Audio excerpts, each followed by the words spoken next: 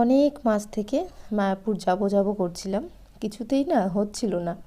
তো হঠাৎই আজকে আমাদের মায়াপুর যাওয়াটা সম্ভব হচ্ছে, মানে আমরা বাড়ি থেকে মায়াপুর যাওয়ার উদ্দেশ্যেই বেরিয়েছি। তো এখন তো ভীষণ ঠান্ডা পড়েছে, মানে ঠান্ডা কি বলবো, প্রত্যেক বছরের তুলনায় এই বছরের ঠান্ডাটা একটু অন্যরকম, একটু বেশিই ঠান্ডা আমার মনে হয়। আমি না, সবাই তাই বলছে। তো সকাল সকাল স্নান করে, যেহেতু মন্দির যাচ্ছি, স্নান করে শাড়ি পরে বেরিয়ে পড়েছি। আর আমরা আছি মোট 8-9 জন।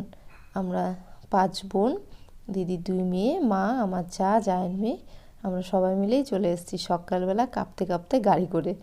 আর এই যে মায়াপুর যাওয়ার আগেই না দুর্গা মন্দির আছে ধুবুলিয়াটা পার করার পর। তো এই মন্দিরে অনেকেই আসে, আমার আমার দিদি বোনরাও এসেছিল, কিন্তু আমাদের 2-3 জনের আসা হয়নি। তো আমার দিদি বলল মায়াপুর যাওয়ার আগে দুর্গা মন্দির থেকে ঘুরে আসি। তো এসে খুবই ভালো লেগেছে আমার, খুবই সুন্দর পরিবেশ। দেখো এখানে নদী আছে, আর এই যে ভোলানাথের দর্শন তো তোমাদের করালামই, খুবই ভালো লেগেছে এখানটা থেকে। তো তারপর আমরা আবার গাড়িতে উঠে রওনা দিলাম, আর এখন মায়াপুরে চলে এসেছি। তো মায়াপুর মন্দিরে ঢোকার আগেই আমরা সবাই মিলে তিলক পরে নিলাম, সবার ইচ্ছে ছিল যে তিলক পরবো।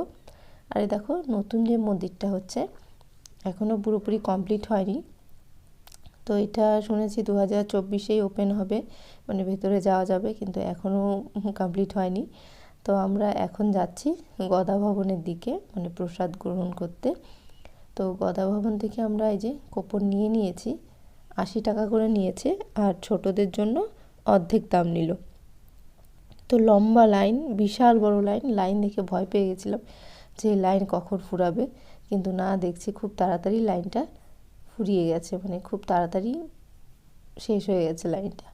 তো এখন চলেও এসেছি ভেতরে, এখান থেকে আমরা প্রসাদ নেব।